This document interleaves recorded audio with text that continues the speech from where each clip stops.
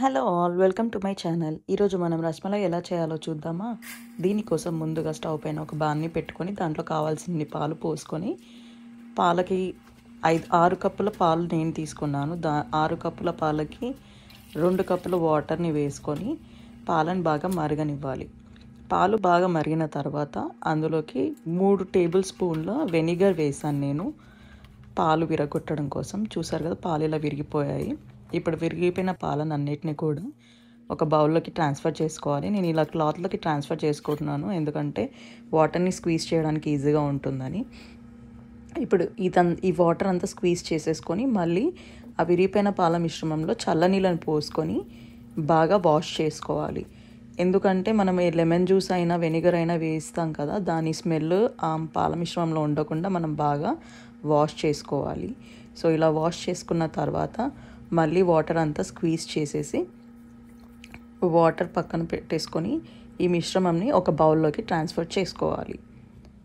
చూసారు కదా, వీడియోలో చూపిస్తున్న విధంగా మనం అంతా స్క్వీజ్ చేసేసుకొని బౌల్లోకి ట్రాన్స్ఫర్ చేసేసుకోవాలి. ఈ మిశ్రమం అంతటిని బౌల్లోకి ట్రాన్స్ఫర్ చేసుకున్న తర్వాత బాగా ఒత్తుకొని ఒక పిండి ముద్దలాగా చేసుకోవాలి మనం ఈ మిశ్రమం అంతటిని. చూసారు కదా, వీడియోలో చూపిస్తున్న విధంగా ఒత్తుకుంటే బాగా ఇలా పిండి ముద్దలాగా అవుతుంది. ఇప్పుడు ఈ పిండి ముద్దలో నుంచి కొద్ది కొద్దిగా పూరీ సైజ్ అంతా తీసుకొని మనం బిళ్ళలుగా ఒత్తుకోవాలి రసమలైలాగా.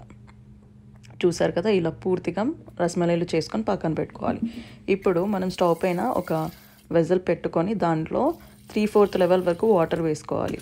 ఫర్ ఎగ్జాంపుల్ నేను ఇక్కడ 5 కప్స్ ఆఫ్ వాటర్ తీసుకున్నాను. దానికి నేను 1.5 కప్ షుగర్ వేసుకొని ఒక 1 టేబుల్ స్పూన్ ఇలాచీ పౌడర్ కూడా వేసుకొని దీన్ని బాగా మరగనివ్వాలి.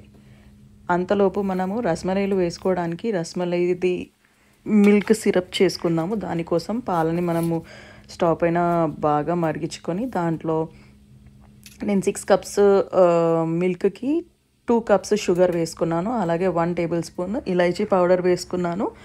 సో అలాగే మనం 1 టేబుల్ స్పూన్ సాఫ్రాన్ కూడా వేసుకోవాలి, కుంకుమ పువ్వు వేసుకొని వీటిని బాగా మరగనిద్దాం. అంతలోపు ఒక పొంగు వచ్చేసిందండి. ఇది షుగర్ సిరప్. ఒక పొంగు వచ్చిన వెంటనే మనం చేసి పెట్టుకున్న రసమలైలన్నిటిని వీటిలో వేసేసుకోవాలి. వేసుకొని మూత పెట్టుకొని బాగా ఉడికించుకోవాలి. సో ఇవి పూర్తిగా ఉడికిన తర్వాత మనం వీటిని ఒక ప్లేట్లోకి తీసుకొని ట్రాన్స్ఫర్ చేసుకోవాల్సి ఉంటుంది. సో అంతలోపు మనం పాలని మిశ్రమంని బాగా మరుగుతున్నాయో లేదో చూసుకోవాలి. అండ్ ఇప్పుడు చూసారు కదా, ఇవి బాగా ఉడికిపోయాయి. చూడండి, నేను వేసినప్పుడు సైజు చిన్నగా ఉండే, ఇప్పుడు ఉడికిపోయి లావుగా అయ్యాయి. సో ఇలా లావుగా అయిన తర్వాత మనం వాటిని ఒక ప్లేట్లోకి తీసుకొని ట్రాన్స్ఫర్ చేసుకోవాలి. సో ఇప్పుడు మనం మిల్క్ ఏదైతే మరగనిస్తున్నామో అదంతా మరిగిపోయాయి. సో స్టవ్ ఆఫ్ చేసి కొద్దిసేపు చల్లారనివ్వాలి. చల్లారిన తర్వాత పాలను తీసుకొని పక్కన పెట్టుకొని ఇప్పుడు ఇది లూక్వామ్ ఉన్నప్పుడే మనం దీంట్లోకి చేసి పెట్టుకున్న రసమలైలన్నిటిని కూడా వేసేసుకోవాలి. సో రసమలైలు చేయడం అయిపోయిందండి. ఇప్పుడు గార్నిషింగ్ కోసం మనము బాదంని తీసుకుందాము. సో బాదం ఆల్మండ్స్ని మనము స్లైసెస్లాగా కట్ చేసుకొని ఈ రసమలై చేసి పెట్టుకున్నాం కదా, దాంట్లో వేసేసుకోవడమే. అంతేనండి, రసమలై రెడీ అయిపోయింది. దీన్ని ఇప్పుడు 2 అవర్స్ ఫ్రిడ్జ్లో పెట్టుకొని సర్వ్ చేసుకొని తింటే చాలా రుచిగా ఉంటుంది. మీకు కనుక నా వీడియో నచ్చినట్టయితే ప్లీజ్ లైక్ అండ్ సబ్స్క్రైబ్.